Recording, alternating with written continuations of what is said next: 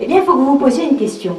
Maintenant, vous avez compris que, finalement, on est obligé de développer ces ressources, sinon on n'irait pas forcément de gaieté de cœur. Mais quel est l'ingrédient absolument nécessaire pour développer ces ressources? Imaginons que dans ma petite valise, j'ai besoin, pour mon évolution, d'apprendre le courage. J'ai besoin de quoi pour apprendre le courage? Quel va être l'ingrédient absolument indispensable? La peur. Le danger, oui, mais la peur. Parce que figurez-vous que s'il n'y a pas la peur, je ne serai jamais capable d'apprendre le courage. Sinon, je peux l'appeler de la témérité, je peux l'appeler de l'ignorance, je peux l'appeler, mais ça ne sera pas le courage. Pour apprendre le courage, il faut que j'arrive à dépasser ma peur. Il faut que j'arrive à la surmonter, dedans, en conscience. Alors, autrement dit, qu'est-ce qui se passe? Il se passe que les deux parents que je vais choisir, et je vous invite tous à faire ce petit exercice, réfléchissez dans les limites qu'ils vous ont offertes. Qu'est-ce que ça vous a fait travailler? Qu'est-ce que vous avez été obligé de développer comme qualité particulière, compétences, talents, ressources, connaissances, à cause de leurs limites? Et là, vous aurez une partie du sens de votre vie. C'est pour ça que nous les choisissons. On retrouve ce moment où on les choisit. On retrouve le moment où nous trouvons cet amour extraordinaire. Ça fait vraiment un petit trio. C'est très très beau, ces moments-là. Une énergie extraordinaire, une énergie d'amour inconditionnel. Mais en même temps, on retrouve aussi que finalement, tout le monde va travailler là-dedans. C'est des histoires d'âme. Comme celles que nous vivons dans nos vies antérieures, on se retrouve tous. On retrouve papa, maman. Là, vous avez vu dans le film, c'est intéressant parce que la dame disait, finalement, ta nièce, elle va devenir ma fille. On retrouve tout ça. Vous avez vu aussi combien c'était dur pour le couple, là, le soignant, et puis c'est la jeune femme qui l'aimait. Ça faisait combien d'incarnations qu'ils essayaient de s'aimer réellement dans la matière? Et ils n'y arrivaient pas. Oui. Ils n'y arrivaient pas, c'était un peu le découragement pour le monsieur. Parce qu'elle aimait bien la ville et il aimait bien la campagne. Parce que dans le sens, la fusion, c'est beau. Quand on vit par exemple cette expérience gémellaire, c'est magnifique la fusion. Sauf que réaliser quelques instants à quoi ça correspond la fusion. La fusion, c'est ils pensent comme moi, on a la même idée ensemble, on a les mêmes goûts. Autrement dit, qui j'ai en face de moi? Un autre moi-même. C'est pas ça l'amour. Ça, c'est l'amour primaire, archaïque. D'accord? Ce que nous sommes venus apprendre, c'est un amour qui se tourne vers les autres, qui les inclut. Vous savez, la famille, c'est un grand système. Un système, ça veut dire qu'il y a des lois qui régissent les systèmes. Les lois qui les régissent, c'est que la première, tout le monde a sa place dans le système. Ça veut dire qu'il n'y en a pas un qui a une place plus importante. Mon arrière-grand-père n'est pas plus important que moi qui suis son arrière-petite-fille. Et que, la deuxième chose, le système a horreur que quelqu'un perde sa place. En sainte horreur. Ça veut dire que si quelqu'un est éjecté du système, pour une raison ou pour une autre, un enfant IVG, une grand-mère morte en couche, une femme qui aurait été délaissée ou répudiée, ces gens-là, dans nos ancêtres, qui perdent leur place, le système va la redonner leur place. À qui? À nous, à vos enfants. Parce que c'est insupportable. Le système va continuer à laisser vivre ce personnage-là. Et vous vous retrouvez affublé de quoi? Affublé de destin, de symptômes, de maladies, d'émotions qui ne vous correspondent pas, mais qui sont celles de vos ancêtres. Tout simplement parce que vous essayez justement de les faire vivre. Tout ça étant inconscient, bien sûr. Mais pourquoi? Il y a toujours un lien. Il y a toujours un lien, parce que si ici, dans mon histoire personnelle, j'ai ici une dévalorisation importante, automatiquement, le personnage, le ou les personnages de ma famille, avec lesquels je vais me trouver intriqué, c'est le terme, ce sont des personnages qui vont être dans des dévalorisations, des dynamiques d'échec, des incapacités, forcément. Vous savez, c'est marrant, parce que notre âme a beaucoup d'humour, et on le retrouve toujours dans les sciences en sophroanalyse. Et cet humour, c'est finalement de se dire, tu vois, dans ton histoire personnelle, tu t'es bien débrouillé pour arriver à mettre en place cette dévalorisation. Et c'est ça qui te permettra de retrouver un jour l'amour de toi. Mais pour être bien sûr que tu ne passes pas à côté, on va te donner une généalogie, tu vas la choisir, qui te permettra, bien entendu, d'avoir un petit coup sur le museau supplémentaire. Ce qui veut dire que ça vous oblige à faire deux choses. Ça vous oblige à travailler sur vous, Et ça, c'est l'axe principal, mais ça vous oblige aussi, quelque part, à travailler sur votre axe généalogique. C'est un travail sacré, les constellations familiales. Vous savez que non seulement vous allez mettre de la lumière pour vous, et c'est beaucoup plus facile de la mettre quand déjà vous avez compris ce qui se passe ici. Parce que ça, c'est du gâteau à côté. Parce que vous allez le faire avec amour. Mais vous allez mettre aussi de la lumière pour vos enfants, et vous allez aussi mettre de la lumière pour vos ancêtres. Parce qu'il y a une facette d'âme de vos ancêtres qui est toujours dans les culpabilités, dans les dévalorisations. Et finalement, c'est comme si vous créiez une immense colonne de lumière. C'est magnifique. C'est ça le travail en constellation. Et ce travail, il est unique. Il est unique, il n'est pas il n'y a pas grand-chose à faire de travail. Mais il est quand même nécessaire parce que, quelque part, c'est comme ça que nous allons faire quelque chose d'essentiel, qui est, à mon avis, le sens. Le sens, c'est que finalement, nous vivons toujours avec des espèces de chaînes.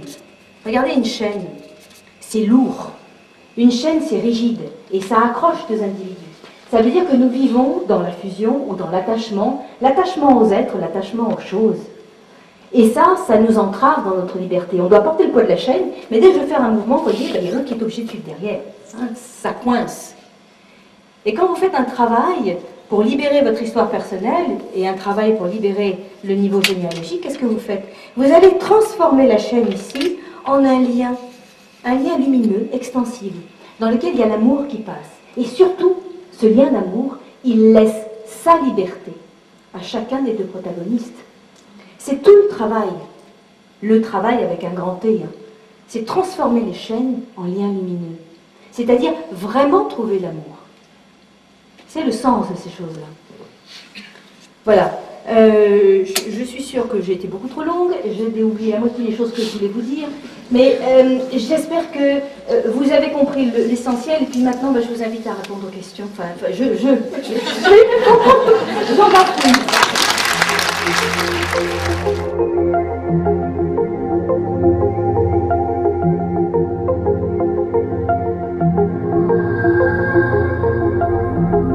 Une bonne question. Dans le cas de...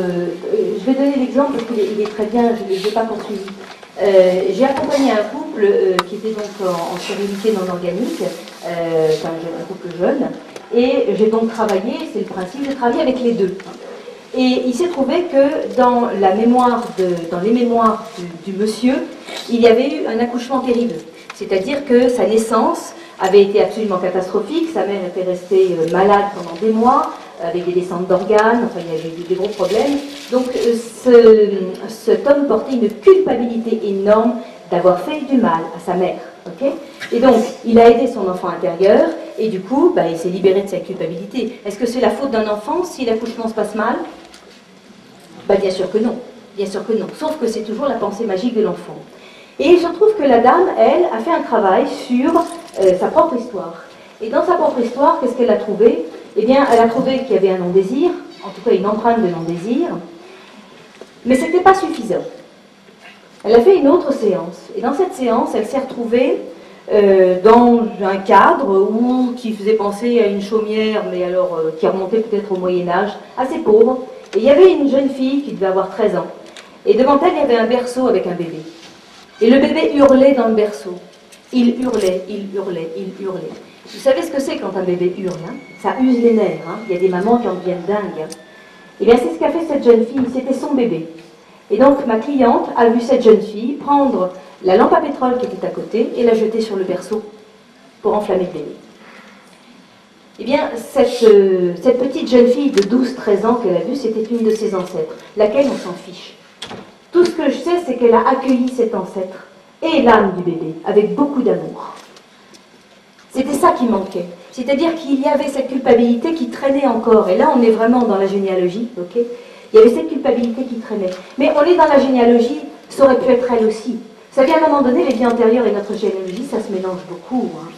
On ne peut pas trop savoir. Quand on vous dit, il y a des malédictions jusqu'à la 7e génération, oui, mais parfois c'est vous-même qui étiez là-bas, cette génération d'avant. Et la dame s'est retrouvée enceinte 2 mois après.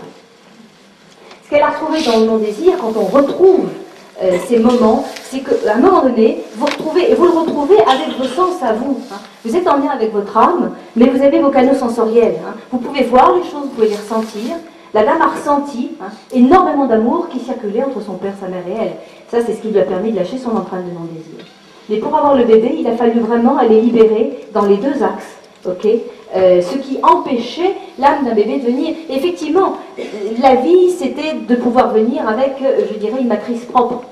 Finalement, quand deux couples font, enfin, quand un couple fait un travail, l'un et l'autre font un travail sur eux pour essayer d'avoir un bébé, c'est sûr que vous ne serez jamais des parents parfaits. Nicole le disait, le nombre de femmes qui se sentent coupables après avoir eu un enfant, 10 ans plus tard, oh mon Dieu, j'ai fait ci, oh là là, j'aurais pas dû faire ça, c'est une catastrophe et tout. Non, non, mesdames, vous avez fait tout ce que vous pouviez avec les moyens du bord et l'amour que vous aviez et la conscience que vous aviez à l'époque. Autre question? Madame, merci de votre intervention. Je suis physicien et médecin. J'ai beaucoup apprécié quand vous dites qu'en réalité, la médecine est retrouvée par le quantique. Moi, je travaille beaucoup sur le quantique et sur l'eau.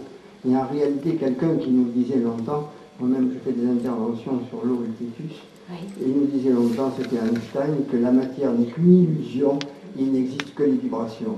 Et tout est vibratoire. Merci, merci beaucoup.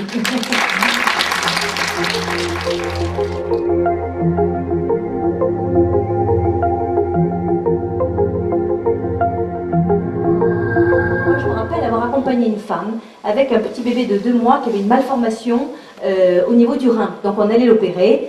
Elle m'a été adressée par Claude Imbert, et cette dame m'a dit, écoutez, s'il y a une chance qu'on puisse éviter l'opération, franchement je préférerais. Elle m'a ramené le petit bébé qui avait les yeux un peu dans le vague, il faut bien le dire. Et puis j'ai commencé, donc avec l'enfant dans les bras, j'ai commencé à poser des questions à cette maman sur ce qui s'était passé pour la vie intra-utérine de ce bébé. Et elle me dit justement, à 3 semaines, j'ai eu des pertes de sang. Mais bon, je suis allée voir le gynéco, il m'a dit que le cœur battait toujours. C'est ce qu'on vous dit, hein, ok? Sauf qu'à ce moment-là, le bébé, il a tressailli. C'est-à-dire qu'il a ouvert une paupière, ok? Et je me suis dit, ouah, il y a quelque chose. Et j'ai senti aussi à ce moment-là, mais ça c'est aussi l'habitude de travailler, qu'il y avait quelque chose qui se manifestait autour de nous. C'était un petit truc, je ne peux pas vous dire un machin comme un truc rose autour de nous. Et à ce moment-là, j'ai dit à la dame, j'ai dit à la maman, et si vous en aviez eu une à côté? Et la maman aussitôt de dire, oh, c'est pour ça que j'avais des idées de tout mettre en rose. Et là, le bébé a ouvert les 2 yeux. Et à ce moment-là, j'ai dit à cette maman, maintenant, dites-lui, il y en avait effectivement une avec toi, ok? Moi, je l'avais oubliée, mais je suis bien contente, grâce à toi, je la retrouve. À ce moment-là, le bébé, il avait toute son attention, il avait les 2 yeux plantés dans ceux de sa mère. Et le bébé, il s'est détendu. Quand elle a eu terminé de parler, la maman avait les larmes aux yeux, le bébé s'est endormi, comme un bébé le fait. Ok? Et ça a été terminé. C'est-à-dire que quand la maman a fait les examens après, vous savez, on refait l'échographie avant l'opération, eh bien, il n'y avait plus de malformation. Il n'était plus nécessaire d'opérer l'enfant. Donc on peut effectivement accompagner les enfants. Merci d'avoir posé la question, monsieur.